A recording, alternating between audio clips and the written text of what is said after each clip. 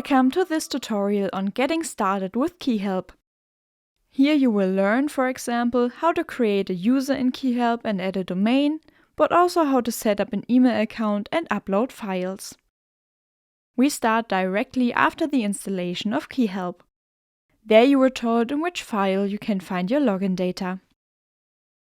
After successfully logging in, you are now in the administration area of KeyHelp. Here you can manage users and make all necessary configurations. We will now create a first user. To do this, we go to the item User Administration on the left. There we now click on Add Client. Here you can make all settings according to your wishes and also set resources and permissions for the user. For the simplicity of it, we now take the account template Unlimited here, whereby all points are also set to unlimited under the item Resources and Permissions. We now click on Save and see from this symbol here that the user is created. Such actions are always carried out by KeyHelp at the full minute, which is now the case. And so the user has been successfully created. As administrator, we now also create a domain for our new user. The user could also do this himself if he has been given the permissions to do so in the user administration. To do this, we click on Domains and then on Add Domain. Now an owner must be assigned to the domain. We will of course take our newly created tutorial user. Here you can now make all the settings for it according to your wishes. It is important that you type in a domain at complete domain name that really resolves on your server.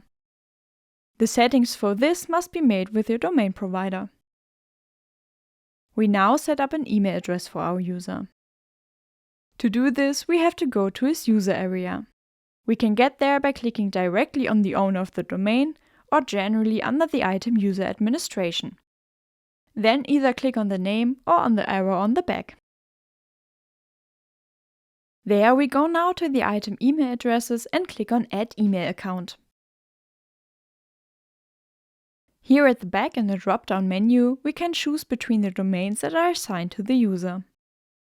Otherwise, you can again make all the desired settings here and then click on Save. Now you can log into the webmailer directly by clicking on this icon. Of course, you use the password you have just set. Under Connection Data, you will also find all the information you need to set up your desired mail client. You can upload files using either an FTP program or the KeyHelp File Manager, for example. If you want to use an FTP program, you can first create an FTP user. You will find the item FTP Users under Resources.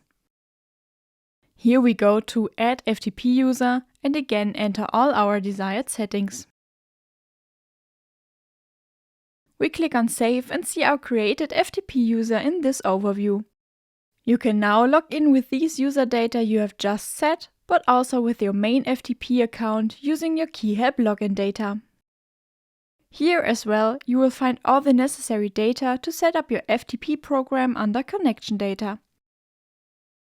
As an example, we have now uploaded the data of a website via the FTP program, which we can now also see in the File Manager. Now we have to make sure that we have selected the correct directory in the domain settings, so that our website is really accessible under the desired domain. In our case, this is not true because we have selected the directory www as a default setting. We now change this for our main domain as well as for our subdomain to www/tutorialwebsite, and so it now works. The last step in this tutorial is to secure our website with an SSL certificate. To do this, we go back to Domains and click on the pencil icon. Then we switch up here to Security. Here you can either select the free Let's Encrypt certificate or upload your own. I'll now take the Let's Encrypt certificate here, and so that this certificate is also applied to our subdomain, we click on Yes here. And so you have now gained an insight into the first steps of KeyHelp. Thank you for your interest in this tutorial.